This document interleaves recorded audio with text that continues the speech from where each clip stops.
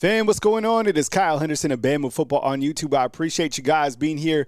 Thank you so much for checking in. I hope you guys are having an amazing start to your Thursday, January 9th. Thank you for being here right here on Bama Football on YouTube.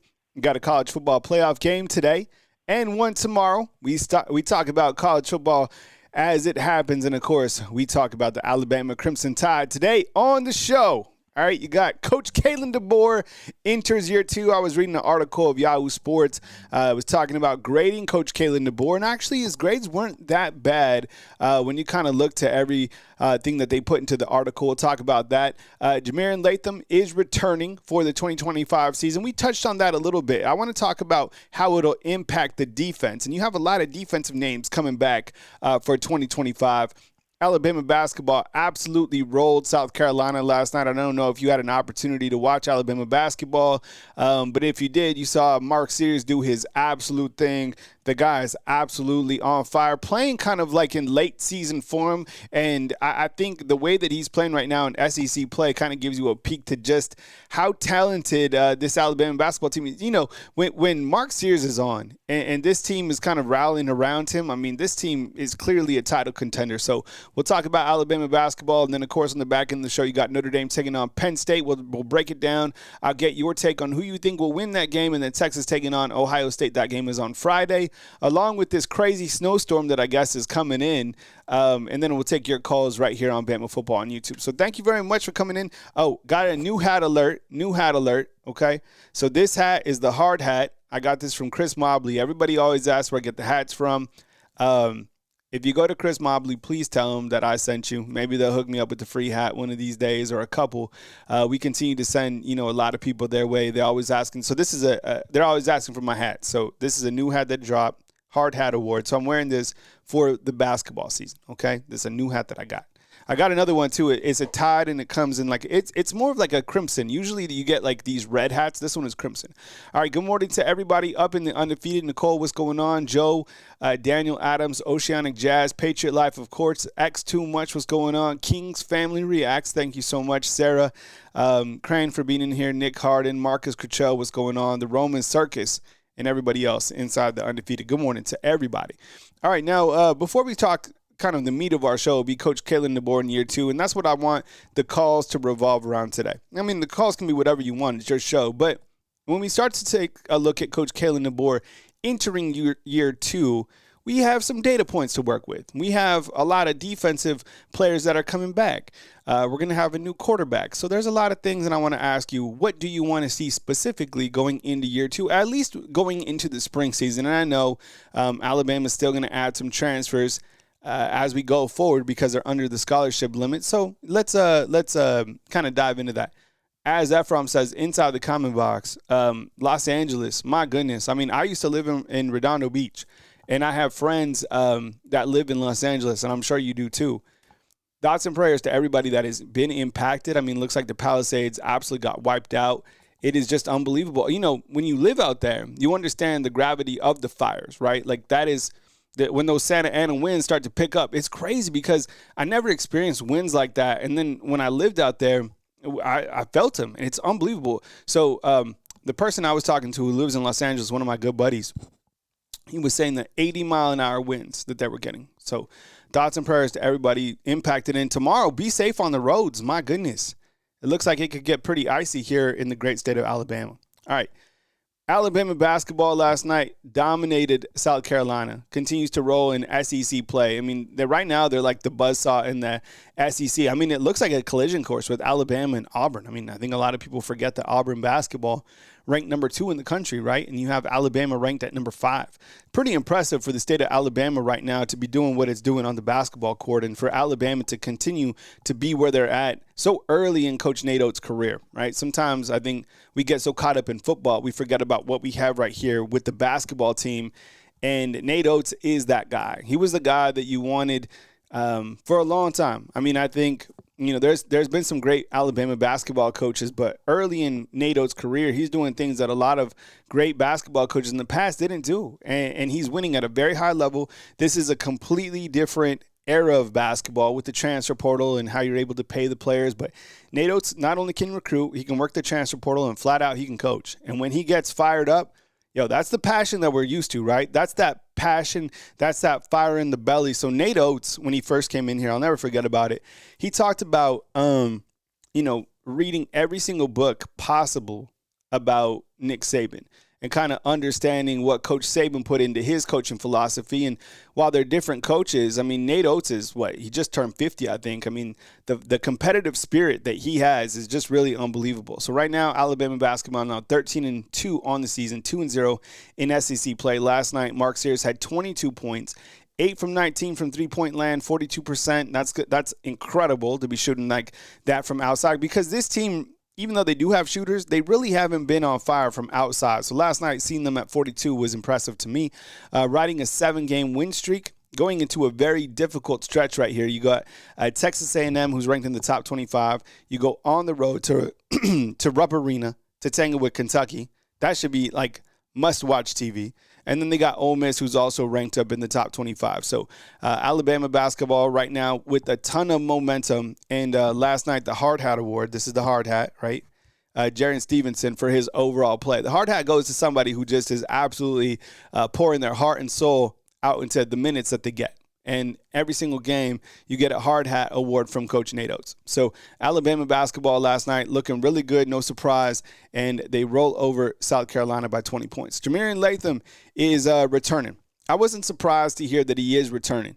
There's so many guys on the Alabama defensive side. I was thinking about putting together a list, maybe for tomorrow or for next week on our show, that kind of shows you a snapshot of the defensive players that are returning and how many snap counts that they each played in 2024. Because it would take a long time to compile this information, but I think overall Alabama probably has, the most experienced defense coming back in the 2025 season, right? I'd be hard-pressed to think that there's another team out there that has more defensive starters and more defensive snap counts than Alabama. So what you have right here is Jamarian Latham, who's actually been here since 2020, right? Came up here during the COVID year. That's why he can come for an extra season, which is 2025, and he's moving to the Wolf position, which is a position that he played towards the back end of the season when Alabama was late on depth, right? Thumbs up for Jamarian Latham if you respect his game, because he's been a defensive lineman. He's played that bandit position, which they had this year, and then he kind of transitioned to an edge rusher. So now when you look to that edge rusher position, you have Latham, you have Quay-Rusa, Yonze Pierre. I'll show you a graphic that demonstrates all of them coming up in just a second. But another returner for the defense, and I think my biggest takeaway is I do respect his game, and I think he did play well at the Wolf position when his name was called on. But think about this. This guy's been here for now, this going on 5 seasons. 5 seasons. He's a guy that you start to look towards in terms of a leader that still has, that understanding of the standard, right? What it takes to play at the highest level, what it takes to represent the script A. So when you start looking at leaders for 2025, this is absolutely one of them. So he doesn't get a lot of notoriety, but he should.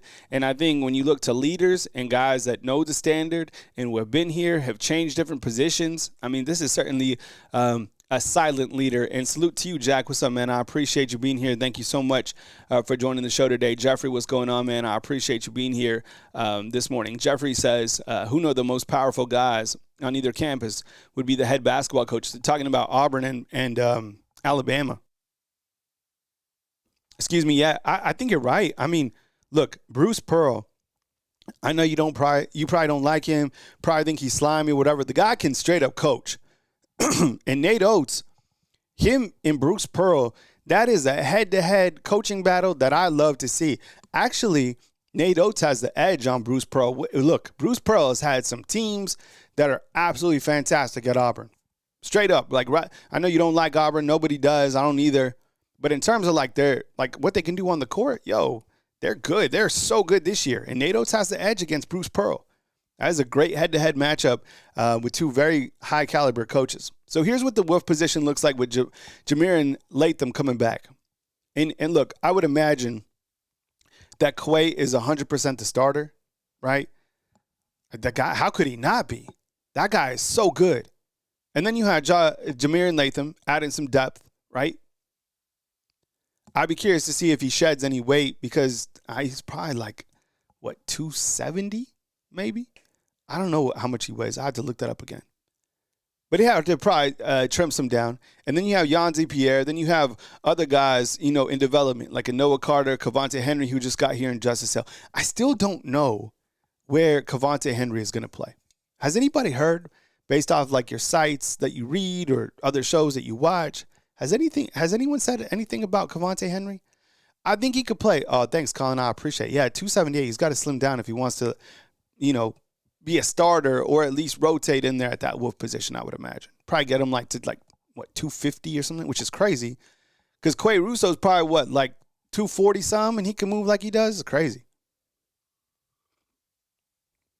All right, so that's what we're looking like at that wolf position. And again, yesterday we spent a good amount of time talking about roster management. And when we talk roster management in here, we guys going by every single position. And here's just kind of a snapshot at the wolf position. But you have a lot of guys coming back. Short Game, what's up, man? Appreciate you being here. Thank you for joining the show right here on Bama Football on YouTube. All right. Before I take your calls, let's dive into these college football playoffs, and then we'll spend time talking about, Coach Kalen DeBoer, what you want to see in year two. After I'm on my second cup of coffee as well, man. So you got Notre Dame taking on Penn State. I want to ask you straight up inside the comment box. Who do you think is going to win, Notre Dame or Penn State? That game is tonight, actually, which is pretty cool because Thursday I was like, damn, what am I going to watch tonight? Type N for Notre Dame, type P for Penn State inside the comment box. Man, I think I talked a lot of crap about each of these teams this year. I kind of feel, number one, I was wrong because these teams are here still standing in the semifinals. I didn't think, even despite Georgia having a backup quarterback in, I felt that Notre Dame bullied Georgia. Look, Georgia didn't make some plays, but I think that Marcus Freeman and I think he outcoached Kirby a couple times in that game. He got his guys to play at a really high level. Quarterback didn't have to throw for a ton of yards, but he was a gamer. Defense is pretty good. Notre Dame's favored by, 1.5? So basically a pick 'em in a game like this. Penn State comes in this game. And I think we all questioned their overall strength of schedule. We questioned James Franklin. We questioned the fact that they lost to Ohio State. When they had Ohio State, they were up by 10. And maybe you could question, did these guys have an easy route to get here? They played SMU and then they played Boise State. I don't know. Penn State, they've actually looked pretty good, to be honest. When I really sat down and watched them, and I've watched all the playoff games, but I started to gain a little bit more respect for them when they were playing Oregon. And the way that they are moving the football, quarterback's pretty good, as I've spoken about many different times. I don't know who wins this game tonight. I see everybody inside the comment box, the majority going with Notre Dame. I don't know. I guess put me down for Penn State. I guess Penn State pulls it out and you have Penn State makes the title game, which is crazy to think about. But, and this is also crazy. If Penn State wins this game, either team wins this game, that's their 14th victory of the season, right? I think Penn State would be 14-2? That's 16 games. Crazy. Horton Solo's inside the comment box asking me about Jalen Washington, the running back who just committed. I don't know if he's going to be I would say, I guess, running back 3 for right now. I know, people excited about what he brings to the table.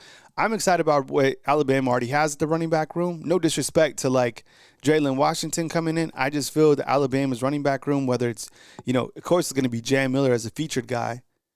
But Richard Young, I want to see him get a lot of opportunities. Jalen Washington, though, those bowling ball style backs, they're good. He looked pretty good. I'm not gonna lie, he looked good. All right, so that is Notre Dame and Penn State, and then on Friday you have Texas taking on Ohio State. Hey, Drewski, what's up, man? Good morning. I appreciate you. Byron's pretty pumped up about Jalen Washington. That's what's up. Mark Ingram 2.0. I love it. KTK saying Pritchard, Nebraska. Oh, man. I texted. What? I got Pearl up in here. I didn't even know Pearl could climb up the stairs. No way. Yo, Pearl, what's up, girl? How you doing, baby? Come here. All right, come say hi on the show. Come here. All right, can we say hi real quick?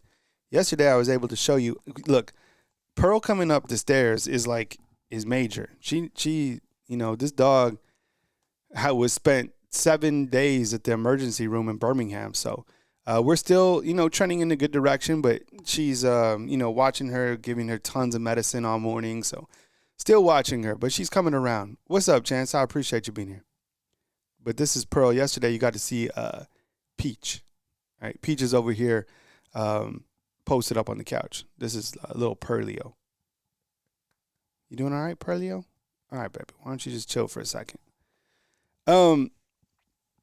This game, look, I love this matchup. Steve Sarkisian taking on Ryan Day. Each of these teams got punched in the mouth late in the season, which I think helped them get to this point in time. Texas losing to Georgia had to piss Texas fans off, and Texas, the team, right? They lost to Georgia twice. And, Ohio State losing to Michigan, well, that just stayed up in their mind for a long time. And I think Ohio State probably has more to prove at this point in time. And I think that Ohio State seems like the better team, I guess, just because I feel they have a little bit more playmakers. But, damn, this should be a hell of a game. Who do you think wins, Ohio State or Texas? Type O for Ohio State and type T for Texas inside the comment box. Yeah, this is going to be.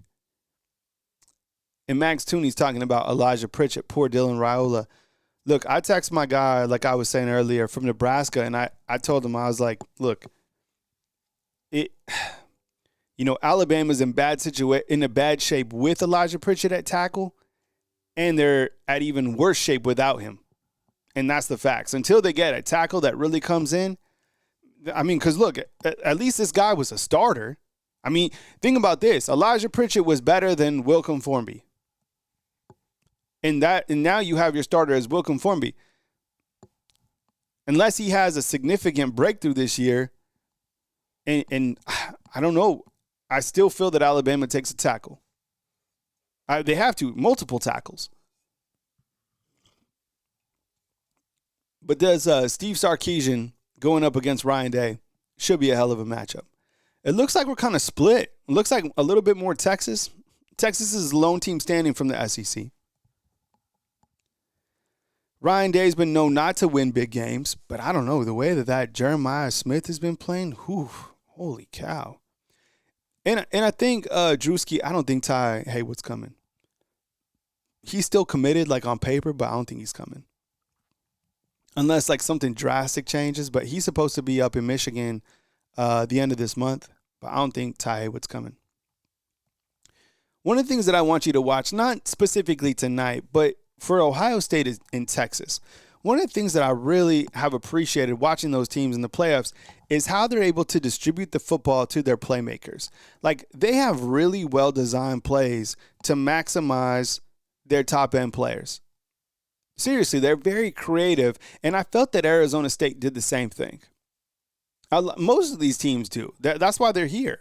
And that's why I feel, now kind of segueing into Coach Kalen DeBoer and what we want to see for this coming season, is I feel that the offense, I think when we kind of rewind and look back to Alabama's offense, I feel that the identity was just strictly connected to what Jalen Milroe could do or what he couldn't do. And they ran that into the ground into the last game of the season. There was never a variation of changing something. But these teams are able to get their playmakers the football. If, Texas was to have Kendrick Law or a Kobe Prentice or a Justice Haynes, they figure out ways to get those guys the ball, whereas here you just stuck with a couple players based off the quarterback's skill set. And that's why I'm so hopeful about this next season, because if you have a different quarterback, you got to think that this quarterback can be used schematically enough to get the ball to his players, right? Look at all the wide receivers you have coming back. Look at the running backs that you're bringing in, right? But Alabama wasn't creative.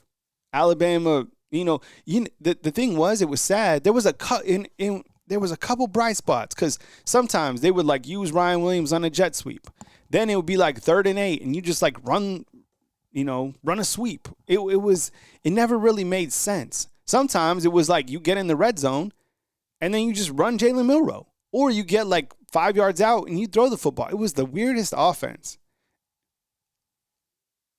So, I don't know. So the call-in line is open, and what I like the calls to kind of rotate around is what you'd like to see from Coach Kalen DeBoer in year 2, right? What you'd like to see. Look, it could be positive, it could be negative. Not like you want to see something negative, but kind of like general takes and how you want to see him evolve as a coach, even going into springtime. So the call-in line is open. It is 205-850-1994. When you call in, if you're new to the show, I'm going to ask you what your name is, where you're from, and then we'll dive right into it. And keep in mind that there's probably people behind you that are calling that want to get their voice too. So hit on a couple points. We can have some dialogue, and then let's move along so we can get people up in the show. All right? So 205-850-1994 is the call-in line number. We got Chris from New Jersey batting leadoff. Hey, Chris, what's up, man? Kyle, Happy New Year. What's up, buddy? I appreciate you being here. Can everybody hear Chris? Yes or no? Chris, can you hear me? I can hear you perfectly. All right. Okay. I think Chris. Can they hear me? Yeah. I think. Can we hear Chris? I have my sound off on the computer though. So yeah.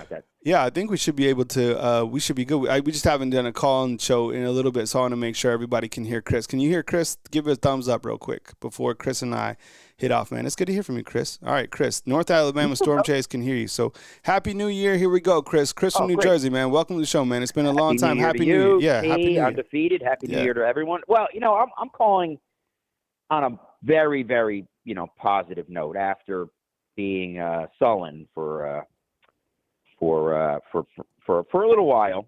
But I'm going to just say, listen, instead of going into mafia, let's go into poker, Kyle. Right. I was all in on Milroe, and I lost. Kalen DeBoer went all in on Milroe for multiple reasons, which I'm going to get into that, like on a positive, and he lost too. And I want to just say this, something about Sheridan, and I have been, and so, you and I together have been very critical about Sheridan. But if you break down the Michigan game, there were so many open receivers. It was silly. It's just, listen, I don't see Adam in the chat or some of the others who were negative on Milroe. You were right, and Chris from New Jersey was wrong. I want to say there should be a new shirt, Kyle. Maybe you can make some money on this one. Naysayers knew. Because Lank, my friend, is dead. Lank is dead. Burn the Lank gear. I'm glad I didn't buy any of it. Thank God. Listen. I wish somebody in the NFL well with Jalen Milroe. He is a class act. I think him as a person, but the reason why we're not playing tonight or tomorrow night is, I'm sorry to say this, Jalen Milroe. Now it does make me a little nervous that DeBoer was unwilling to put Ty in, because I'm praying, Kyle, Yeah. Give me some praying emojis that Ty is Mac Jones 2.0. That's what I'm praying for. And Keelan is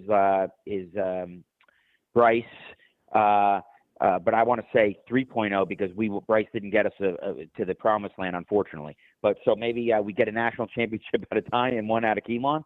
But listen, I don't blame DeBoer, and I think that we've all been a little harsh on DeBoer, and I've kind of slowed my roll on that. And listen, this is a really difficult landscape for college football, Kyle. You say it every day. NIL, everything is the wild, wild west.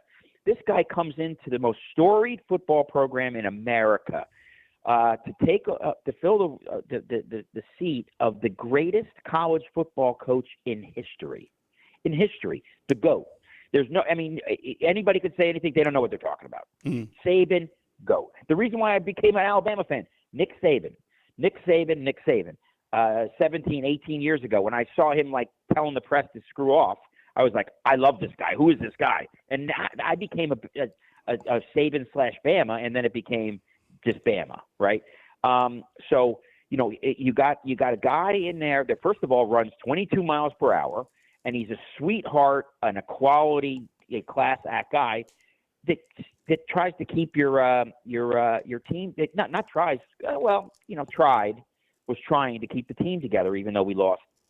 You know, the Sharks were in the water trying to kill us, Kyle.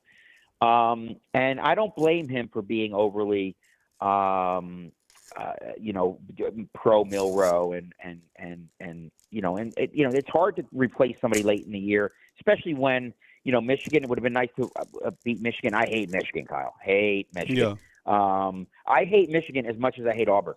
They're I know that's hard. You know, I'm also a Rutgers alumni.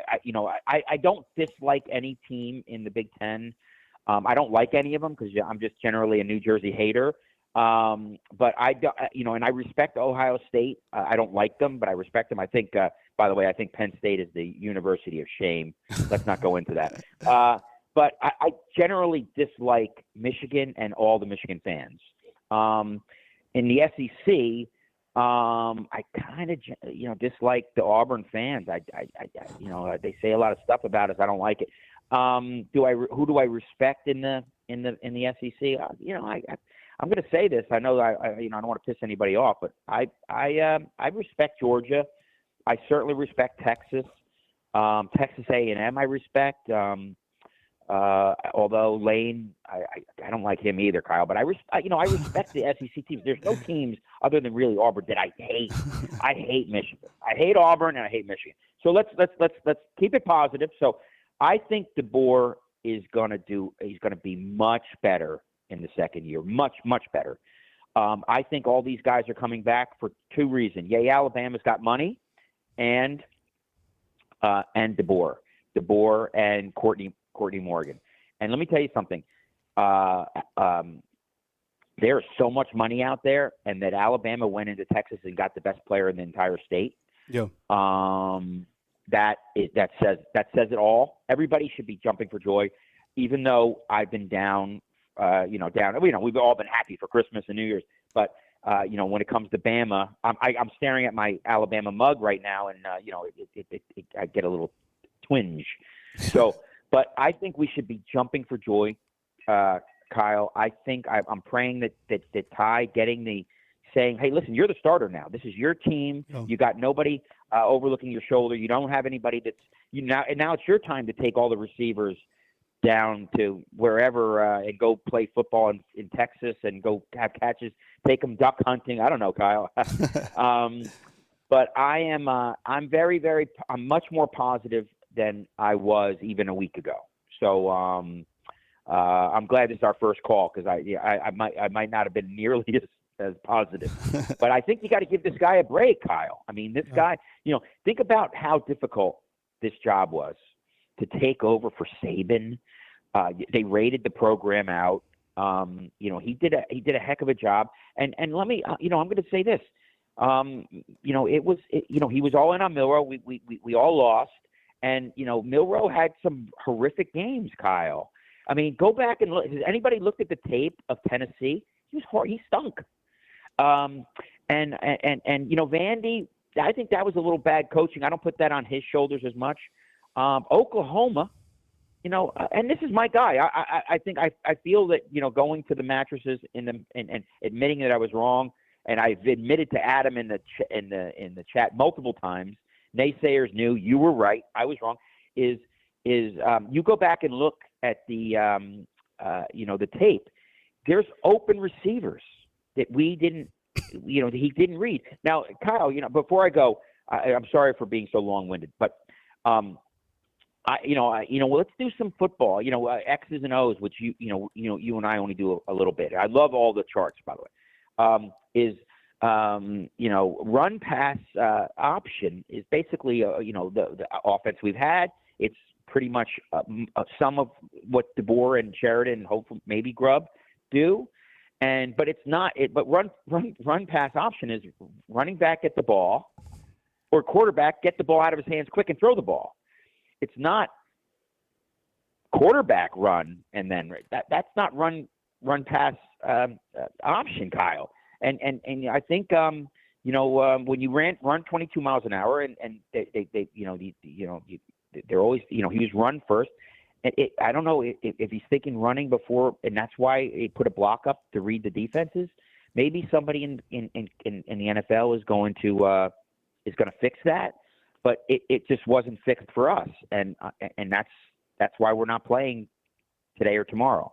So listen, I wish Jalen Milroe well, and listen, it's time for us to turn a page on Milroe.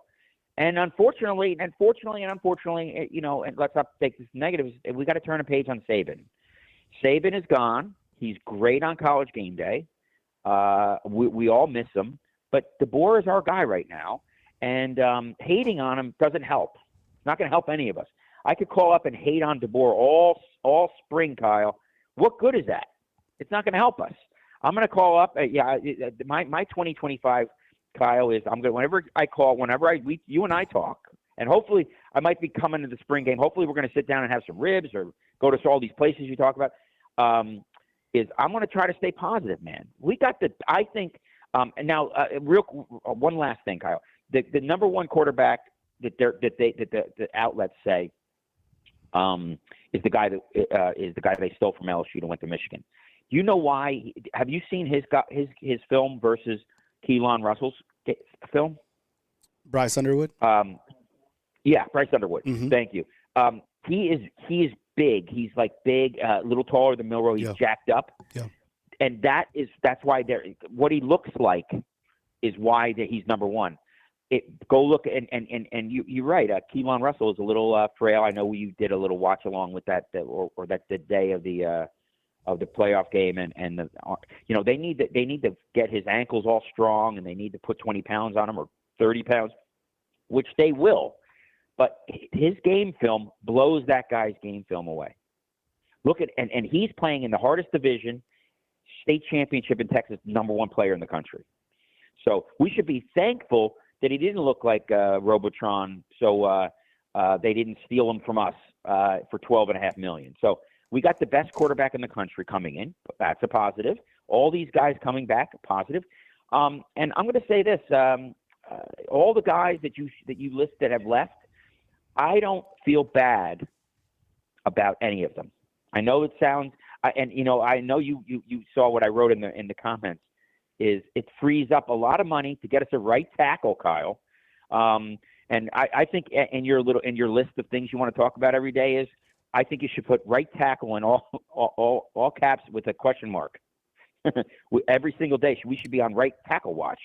But so listen, Kyle, I'm glad Pearl is feeling better. That's another positive. We got Pearl. We got DeBoer's going to have we got Keelan. We got all these guys coming back. All these things are positive. Chris from New Jersey is trying to be positive. So anyway, thank you for what you do. Happy New Year. And we will talk soon, my friend. Roll Tide. All right. Thank you, man. Appreciate the call. Thank you so much. All right. Chris in New Jersey kicking it off. I appreciate it. Thank you so much for joining the show. Kyle Henderson, Bama Football on YouTube. I appreciate you guys being here and hitting the thumbs up on this video. Thank you so much. I have an 813, a 317, and an 843. Hit on a couple points that Chris hit on from New Jersey. Didn't get to ask him about the drones. Do that next time. I forget. Are the drones still happening? I've been so caught up by these fires in Los Angeles that I haven't been tracking the drones. Are the drones still, is this still a thing? How come we're not? I'm not worried about the drones. I don't know why I never got concerned about the drones. Maybe, I don't know. It just didn't bother me. Let's see. Oh, we just got a couple things. All right. Just let me talk real quick. I got be patient. 813. I know you've been on for a minute. Just hang on. I'll get to you right next. 317-845. I just got a text from So, so if you're a parent out there, how crazy is it that your kids, every time they go back to school, they go like half week, right? Like Wednesday through Friday. So you got like Monday and Tuesday and you're busy as shit, right? You're doing a million different things. And then on Friday, how come school is always canceled? So this storm that's moving, and they just canceled school on Friday. So the kids are back. Look, I love the kids with all my heart, but they go to school so you could get stuff done. Man, so be safe, everybody, on Friday. Last night, Kane got his truck. He drove off to school for the first time in his life. His first time he drove to school. Man, it's like your heart living outside of your body. 813, let's do it. 813, what's going on? You're on the line with Kyle Henderson. I appreciate you being patient. Who on the line with and where are you calling in from? Hey, this is Carlos from Tampa. Carlos. How you doing, Carlos, man? do you have kids, man? Yeah, I got 5 of them, bro. Holy shit. Are they driving? Are all 5 of them driving? I got 3 of them are adults. The other 2, man, they're small, so they ain't driving. Man. So good there. 5 kids. Carlos, 5 kids, man. That's the crazy thing is when they start driving off, man, it gets real. And like this dude drove off and I'm just like, man, that's like my heart driving outside of my body. So yeah, you're gonna be nervous all the time, dude. That's exactly how I feel, man. That I've been a little bit nervous, and I think that's why. Yeah. All right, Carlos, I appreciate you being patient, man. Welcome to the show. Come with it, bro. Man, I had to call the show because first of all, good show, man. I hear a lot of people complaining about Miro, but when I go back and I watch the tape, man, and watch previous games, the first games I look at are Washington games to see the difference between DeBoer's offense there and DeBoer's offense here. In Alabama, we ran a lot of 12 personnel, which is 1 running back, 2 tight ends, right? Mm. The reason I think they had to stay in 12 personnel so much is because the offensive line couldn't block anybody. Mm-hmm. So if you're in 12 personnel the whole time, then you're only going to be throwing to Ryan Williams and Jeremy Bernard and those 2 tight ends, where those 2 tight ends most of the time had to stay in and block because the offensive line, again, couldn't block nobody. All right, let me pause. Let me pause you real quick, Carlos, because you bring up a good point. Go ahead. So when Carlos is talking about 12 personnel set, he brings up a really good point because think about this. Hold on, Colby. Hold on.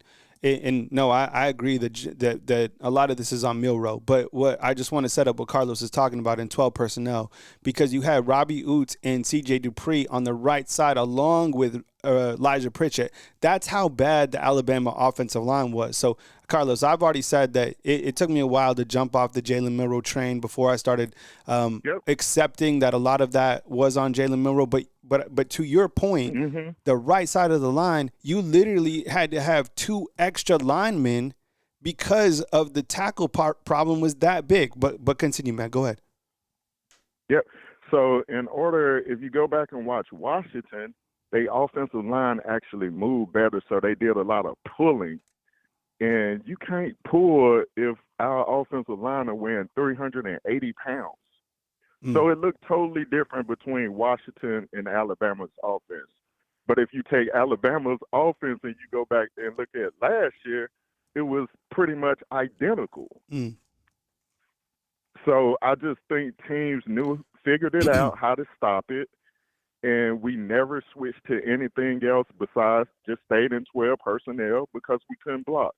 Don't get it twisted. Miro is part of the problem too, but it's just not Miro. Your offense starts with your offensive line.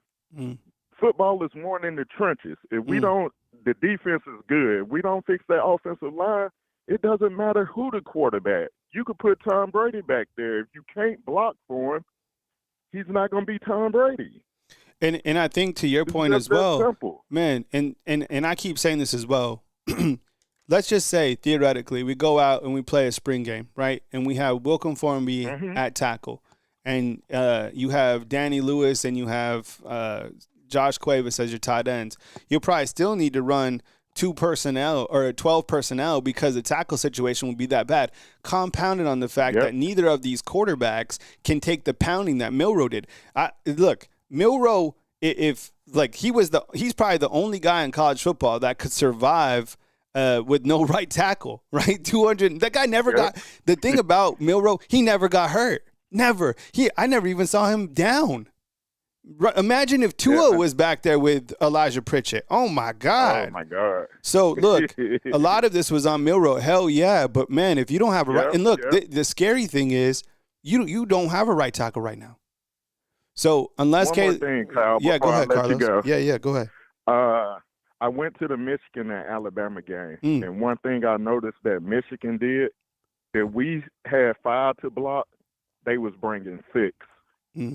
So they was blitzing every time they thought we was the pass. They was gonna blitz, and we never could pick it up. So if you have pressure as a quarterback, you got pressure in your face.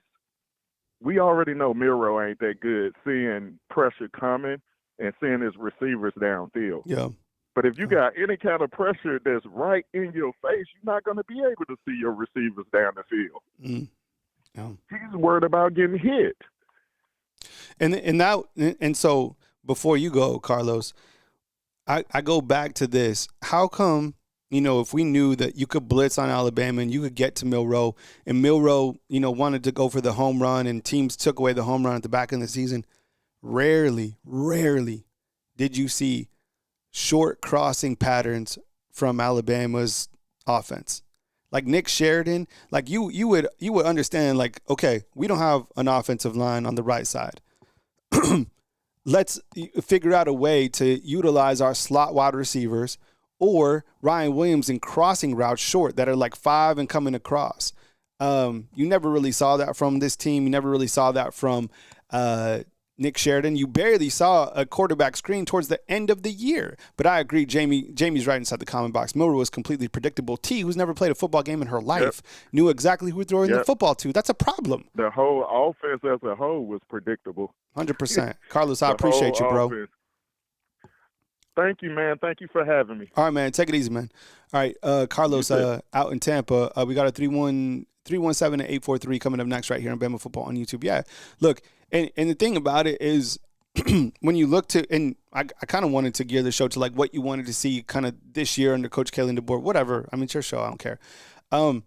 But, some of the things that Chris was talking about from New Jersey and Carlos that kind of bleed on into each other is talking about, some of the Milroe, situation along with the offensive line. And that's what freaks me out right now is like the offensive line is, I would say, the biggest question mark to what could be a really good team. Damn, everybody's coming back on the defensive side, right? You got to fill in maybe a couple spots and some depth could be a question. The offense, what don't you like about the offense?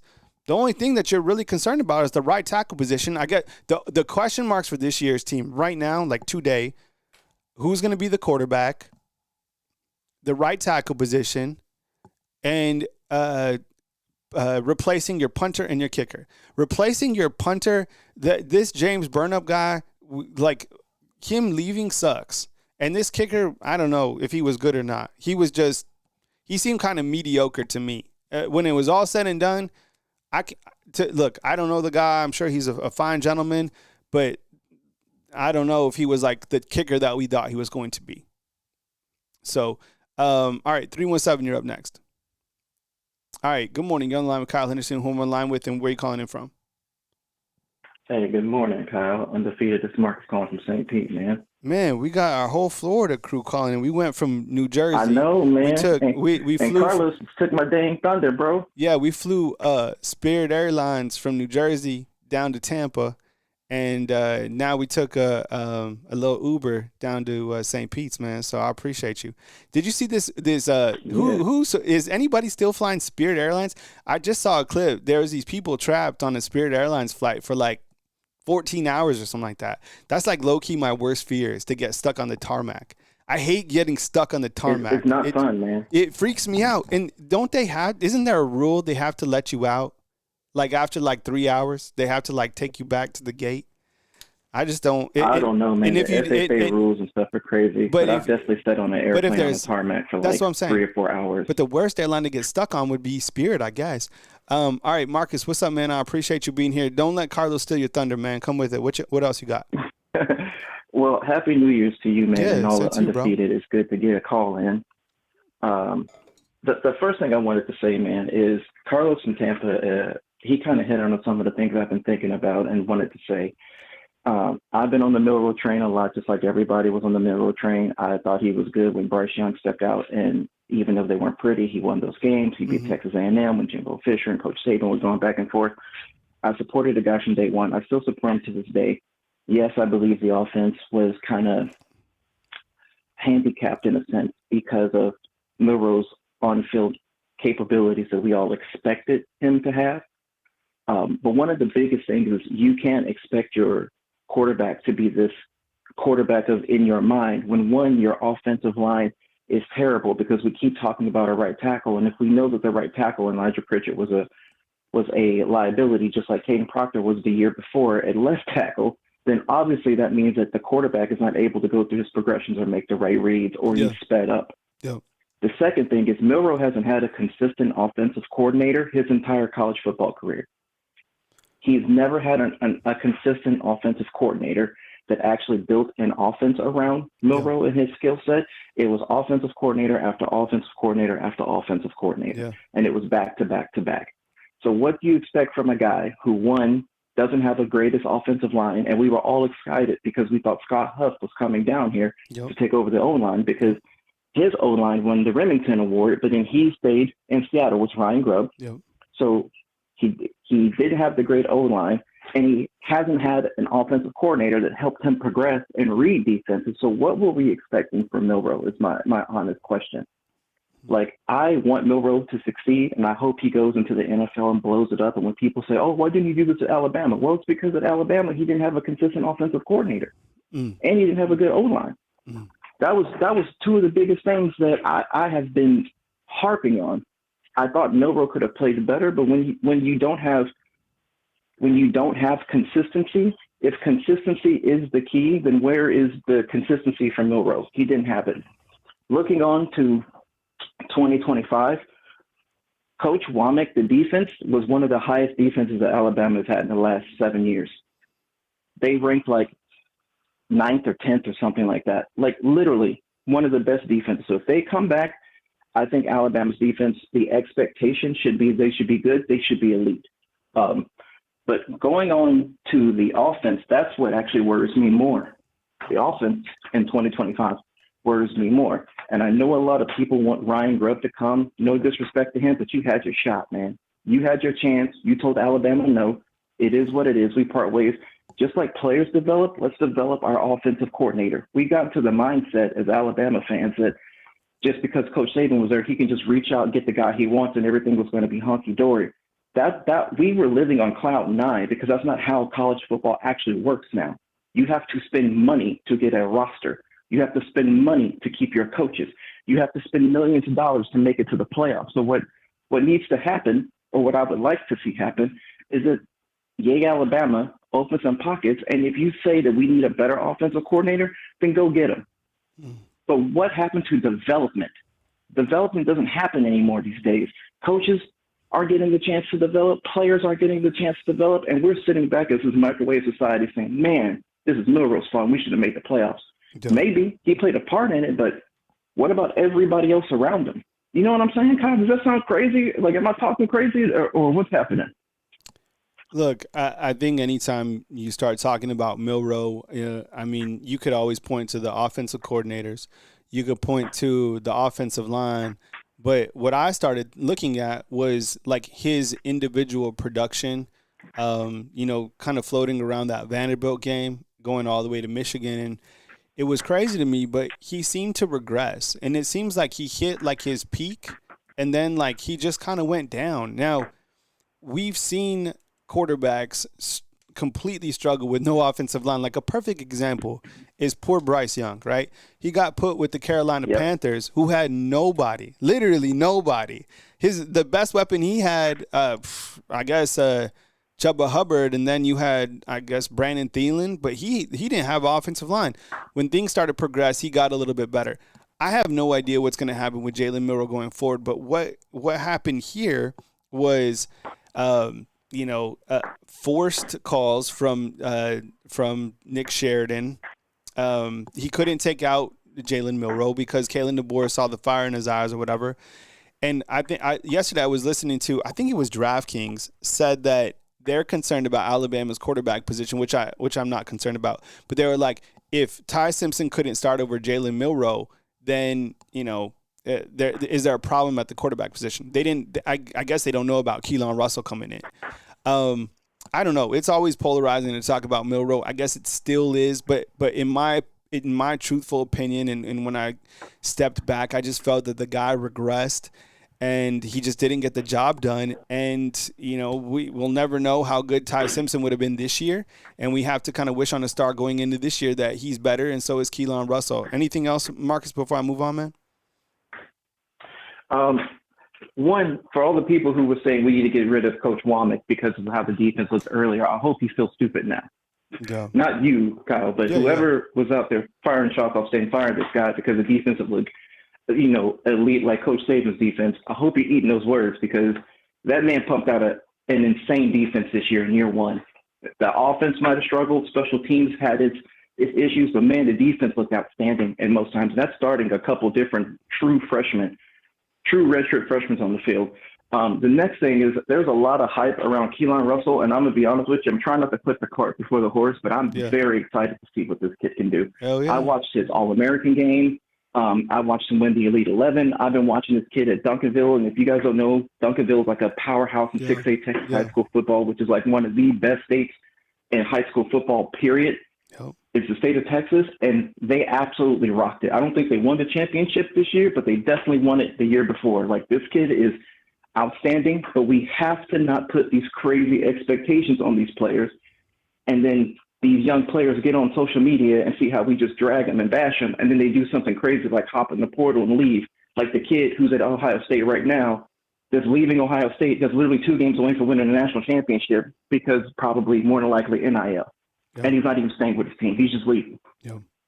We've got to let these players develop. These players have got to develop, and I hate to say this, but if it takes money to do it, give these kids some damn money and then make your money up on the back end. I appreciate the call, man. Thanks for joining this morning. Absolutely. Roll Tide, everybody. Right, take it easy, brother. All right. Marcus was saying, talking about Alabama's defense as well, and saying, he feels bad for people that were saying firing Kane Womack. Who didn't say that? I think, seriously, be honest inside the comment box. At one point or another, I'm sure you said fire everybody. I think I said fire DeBoer, fire Nick Sheridan, fire Womack, fire whoever. I think it was just kind of reactionary takes, being a fan, right, and saying things that were kind of fanatical rather than like rational. It was frustrating at times. I mean, 8-4-3 and 7-7-3 up next. But I think there was times where like you got mad because, like on the defensive side, when you saw Oklahoma running the same plays that Vanderbilt was running like 5 weeks prior, that was frustrating, right? You were mad at Nick Sheridan. Nick Sheridan has become like the new Pete Golding, right? A lot of times here at Alabama, because people know that you're not going to go after the head coach, you go after one of the top assistants. So Nick Sheridan is now kind of that guy who we're going after. You remember, Nick Sheridan couldn't, I'm not defending Nick Sheridan. I'm just saying he couldn't override starting Jalen Milroe. So he had to work with the quarterback that Kalen DeBoer was like, put him in and that's it, and run the offense around him, period. So, but it is a big jump for Nick. Imagine being Nick Sheridan. He's coming over here to be the tight ends coach, and then he comes here as the offensive coordinator. All right. 8-4-3, you're up. Hey, good morning. You're on the line with Kyle Henderson. Who am I on the line with and where are you calling in from? Hey, Kyle. This is Wes from Charleston, South Carolina. Hey, Wes, what's going on, man? Good morning. I love Charleston, man. The last time that I was in Charleston, I went up and saw Angel Oak, the big oak tree that they have. I couldn't. Yeah. So number one, I love oak trees. So the first time that I really saw oak trees, like these big ancient oak trees, was down in Fairhope, Alabama, right? And they were marvelous. And then I saw them again in Baton Rouge. They kind of have them around campus, but I had never seen trees like in South Carolina. So you've been to Angel Oak, right? You've seen this tree I'm talking about? Oh yeah. That's going out toward Kiowa Island. I've done a lot of work out on Kiowa Island. Are there bigger trees than that one? Like around that? Well, I'm sure there are somewhere, but that's the oldest. Right? Around. Yeah. That's something to see. If you're in that area, definitely go check it out. It was like unbelievable to see that tree. But anyway, I love Charleston. I love the food. Such a beautiful area. I love. I was able to play some golf up in Hilton Head too. So South Carolina is so beautiful. I want to get to Greenville. I heard that it's really beautiful. I haven't been there yet. You don't want to go this week. Yeah, I know. Holy cow. Yeah. So maybe at another point in time. But anyways, Wes, welcome in from from Charleston. Come with it, man. Hey, I'm gonna hit with some negative, and then I'm just going into positive for 2025. I don't know if you've watched the videos from your peer. I know you're not competitors. From your peer, the two that he put out yesterday, and I'm not going to say the name unless you say it's okay. Oh, I don't. Honestly, you could talk about whoever. I'm very comfortable in this space. There's 5 million people who have YouTube channels. I think everybody should support all the YouTube channels. So honestly, I don't even. There's not even really competition because I just stay in my lane, and people are gonna watch the videos that they want to watch. So I honestly don't care, and so feel free. Go ahead.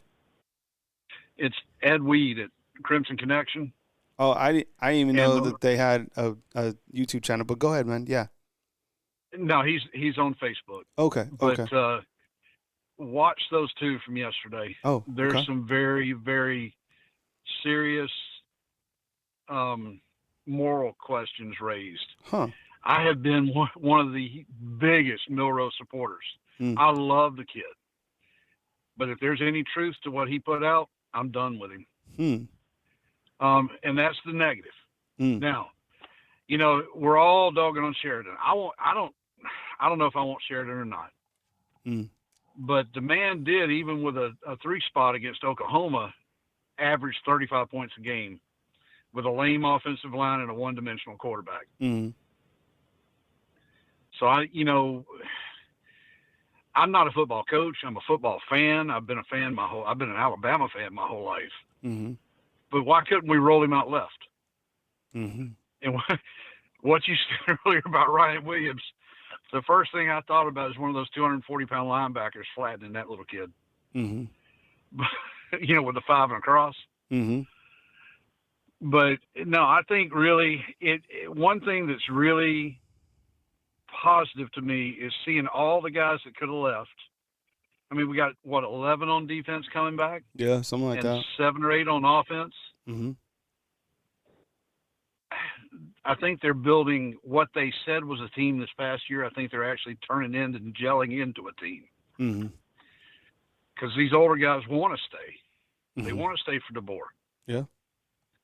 And I really think that that's a positive look for the university and for football, because NIL is just about 2 or 3 hammer whacks away from putting the death nail in, the coffin nail in. It's almost sounding like college football is fixed. So, seeing that was really positive. Yeah, I think sometimes we lose sight on guys returning. Like I was talking earlier on the show about Jameer Lathan. Think about him. He's a guy who's been here since 2020, right? This will be another season that he comes back. I think it's a positive because he kind of understands the standard, the script A, things like that. Same thing with Deontay Lawson. You get a captain who's coming back who's probably a little bit overshadowed by Jahad Campbell, Damani Jackson coming back. So a lot of these guys who do have experience to still see the value to come back to Alabama rather than just dip out. I think you're probably right. It is a positive about how they feel about the coaches. Now, we have our differences of opinions about the coaches or whatever, but internally, I think that is positive considering, look, if these guys didn't like Womack, if these guys didn't like Lindquist, if these guys didn't like the new hire, Chuck Morrell, you probably would have seen a lot of these guys bounce elsewhere because guarantee you they have opportunities. As soon as you come here to Alabama, your brand just elevates automatically because you're at Alabama. But a lot of these coming back, guys coming back, I think is definitely positive. Go ahead, Wes, continue. Well, once you come to Alabama, you're automatically on a national stage. Yep. You know, if you come in from like the kid we're getting from Louisiana Monroe, the running back. Mm-hmm. How many times was he on TV last year? Yeah, I mean it's hard to find highlights of him. Right. So now that he's at the University of Alabama, he's going to be on TV on sometimes 2 channels every Saturday. Mm-hmm. So he's building he's building wealth for himself. Mm-hmm.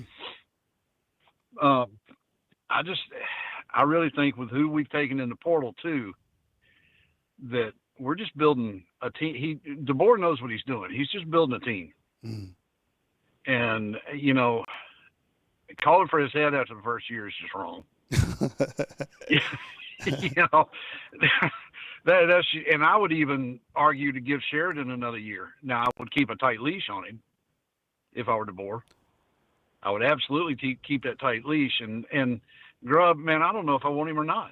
He turned down Coach Saban, and then he walks up on a platform and says, "I'm your offensive coordinator," walks down, and a week or less later, he's gone to Seattle. Yeah. Yeah, I know. It's been kind of nauseating following Ryan Grubb. To be honest, I mean, if this guy wants to be here, if he doesn't, it's kind of like going round and round. I mean, it's always, but I mean, it was crazy because we're not going to cover it, and then the guy gets fired. So I have no idea where he's going to go, what he's going to do. Hey, Tyler, inside the comment box, I updated Jameer Latham. I had a N at the end of M. I appreciate the updates. I do all the graphics in house. I'm like running a mile a minute, so. I'm accountable for like if there's errors or whatever, just point them out inside the comment box. I'm totally human like you, so you'll see mistakes here and there. Wes, anything else, man? Let's wrap it up. No, man, I appreciate your show. Listen every day. Yeah, appreciate it, man. All right, take it easy, Wes. Thanks for calling in. Have a great day. Yeah, you too, buddy. All right, 773 coming up next. Kyle Anderson, Bama Football on YouTube. I appreciate you guys being here. Thank you so much. Today is Thursday. Today is January 9th. Looking at my phone to see if there's any more guys, making moves, whether it's coaches or players or whatever. I think we counted yesterday, and you can check with your team sites or recruiting sites. I feel Alabama's still under 85 scholarships, so they're going to add guys from the transfer portal. I would imagine it's a couple guys at the tackle position, maybe a guy at the defensive tackle. The defensive tackles are very difficult to get, just as tackles. I think there were some tackles early on in the transfer portal that you could have gone after. We'll see what happens kind of going into the spring season and after the spring season as well, as you can go to the transfer portal. We got a 773 coming up next. Hey, thanks for calling in. You're on the line with Kyle Henderson. Who am I on the line with, and where are you calling in from? Hey, Kyle, how's it going? It's Mike from Chicago. How's it going? Hey, Mike, what's up, man? I think you might be on speaker. You're kind of coming in a little bit light. Let me adjust my mic right quick there. Okay, cool. Thanks, Mike. Mike calling in from Chicago. Is this better? This better? That is really good. All right, Mike, go ahead, man. Appreciate it. All Mike right. calling in from Chicago. Come with it, Mike.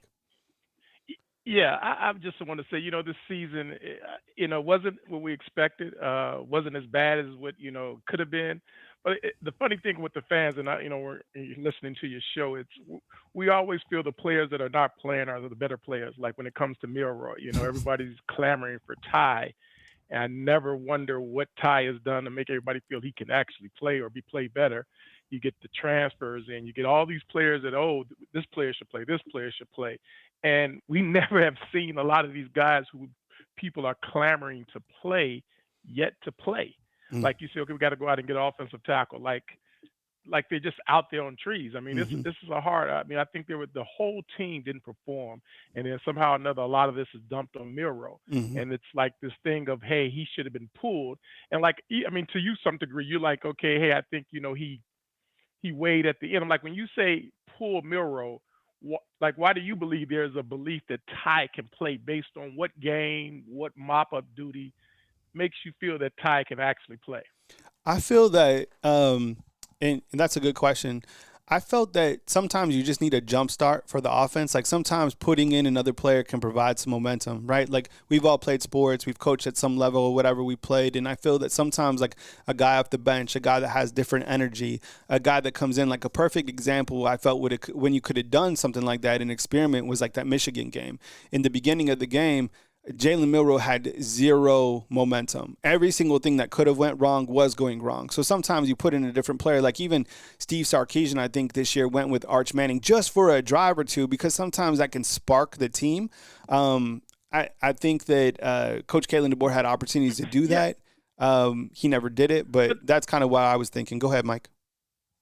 But my thing is, I get that point. Mm-hmm. But the point is, I have to have seen, like when you say, okay, he put in Arch and he pulled Quinn. We saw Arch actually do something. I mean, Arch started some game, actually played, actually performed well. Mm-hmm. I mean, we actually saw this. I mean, so, you know, if I was on the bench and they said, okay, pull Milroe and put me in, just because you put me in, it's still going to look bad or maybe even worse. Yeah. So it's not that I get that there are players that, you know, sometimes you need to pull them and all that kind of stuff, but it's just a lot of players are on the team that was not performing well.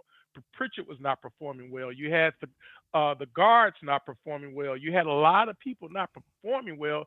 The quarterback is only one person, and it's just always amazed me. Everybody's like Ty Simpson. Ty Simpson got his chance against USF and looked like, you know, like an ordinary person. I mean, he didn't even look well. So, and I have yet to see, as I say, a game in mop-up duty. I haven't seen anything to make it, okay, put in Ty Simpson. As I say, if I've seen it, or like maybe Milroe got hurt for a half and Ty came in and he lit it up, then you can say, all right, we've seen something. We have not seen Ty do anything. And for the person who everybody's saying, okay, we want him in, if he was that good, I don't think there's any coach in the country is going to sit a player better. I mean, this is not personal. I don't think anybody's saying, okay, I like this person better than this person, so I'm going to play. It's too much money on the line. So a coach's career is on the line. He's not going to sit Ty for the sake of, well, I just like Milroe better. And it's that's the thing, that just the whole season of this Ty thing, and not that I have anything against Ty. Yeah. Ty, I hope he has a great season next year. It's just the clamoring for him, and we haven't seen him do anything really of significance.